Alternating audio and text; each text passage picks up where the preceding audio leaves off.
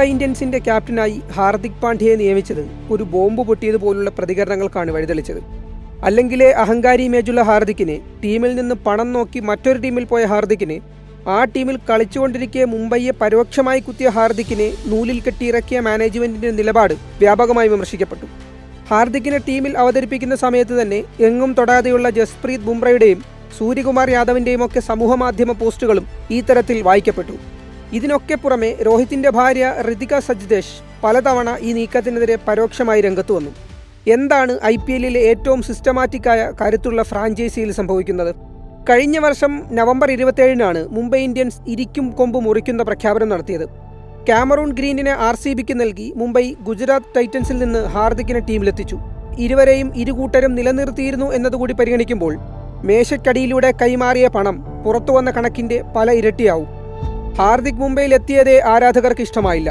Loyalty ഇല്ലാത്ത കളിക്കാരനെ തിരികെ കൊണ്ടുവരണ്ടായിരുന്നു എന്ന നിലപാടാണ് പൊതുവെ മുംബൈ ആരാധകർ സ്വീകരിച്ചത്.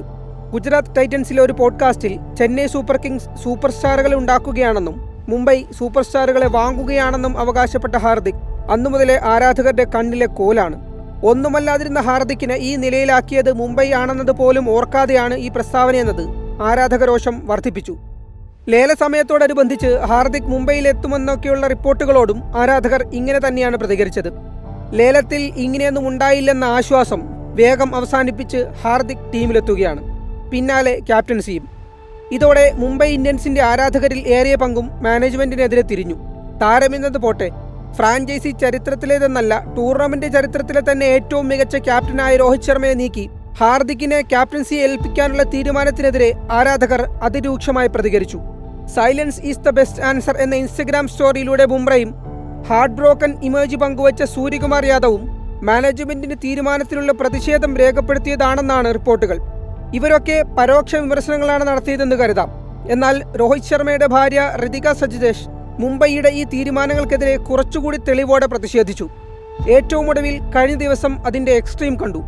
സ്മാഷ് സ്പോർട്സ് എന്ന പോഡ്കാസ്റ്റ് ചാനലിൽ നൽകിയ അഭിമുഖത്തിൽ എന്തുകൊണ്ട് ഹാർദിക്കിനെ ക്യാപ്റ്റനാക്കി എന്നതിന് മുംബൈ ഇന്ത്യൻസ് പരിശീലകൻ മാർക്ക് ബൗച്ചർ നൽകിയ മറുപടിയാണ് വീണ്ടും വിവാദങ്ങൾ കത്തിച്ചത്. ഇന്ത്യയുടെ 3 ഫോർമാറ്റിലും ക്യാപ്റ്റനായ രോഹിത്തിന്റെ ജോലിഭാരം കുറയ്ക്കാനാണ് തീരുമാനമെന്നും കഴിഞ്ഞ ഏതാനും സീസണുകൾ ബാറ്റർ എന്ന നിലയിൽ രോഹിത്തിന് അത്ര നന്നായിരുന്നില്ലെന്നും ബൗച്ചർ പറഞ്ഞു. ക്യാപ്റ്റൻസി മാറ്റുമ്പോൾ രോഹിത്തിന് പ്രകടനങ്ങളിൽ കൂടുതൽ ശ്രദ്ധിക്കാനാവും. ആരാധകർ ശാന്തരാവണം. ഇതൊരു ക്രിക്കറ്റിൻ തീരുമാനം മാത്രമാണ് എന്നൊക്കെയായിരുന്നു ബൗച്ചറിന്റെ വാദങ്ങൾ. പതിവ് പോലെ ആരാധകരുടെ രൂക്ഷ വിമർശനങ്ങൾ ഉണ്ടായി. ഇതിനിടയിലാണ് എഴുതിയിൽ എണ്ണയൊഴിച്ച് ഋതികയുടെ comment. So many things wrong with this. ഇതിലാകെ കുഴപ്പമാണല്ലോ എന്ന് മലയാളീകരിക്കാം. ഋതികയുടെ കമന്റ് വൈറലായി. അല്പസമയം കഴിഞ്ഞപ്പോൾ സ്മാഷ് സ്പോർട്സ് ഈ വീഡിയോ തന്നെ നീക്കം ചെയ്തു.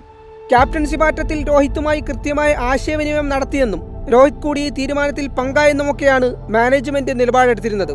എന്നാൽ ഋതികയുടെ ഈ കമന്റ് ഈ വാദങ്ങളെയൊക്കെ പൊളിക്കുന്നതാണ്. വൺ ഫാമിലി ശിഥിലമായിക്കൊണ്ടിരിക്കുന്നു എന്നതാണ് സൂചന. മുംബൈ ഇന്ത്യൻസിന്റെ ആരാധകരിൽ പാതി രോഹിത് ഫാൻസാണ്. ഈ പാതിയെ മാനേജ്മെന്റ് പിണക്കിക്കഴിഞ്ഞു. താരങ്ങളിൽ പലരും തീരുമാനത്തോട് പ്രതികരിക്കുന്നത് അനുകൂലമായല്ല. വരുന്ന സീസണിൽ മുംബൈ ഇന്ത്യൻസിൽ നിന്ന് കൊഴിഞ്ഞുപോക്കുണ്ടാകുമെന്ന റിപ്പോർട്ടുകളുമുണ്ട്. IPLന് കേവലം 1 മാസം കൂടി അവശേഷിക്കെ ഇത്തരം വിവാദങ്ങൾ മുംബൈയെ പിടിച്ചുലയ്ക്കുമെന്നുറപ്പ്.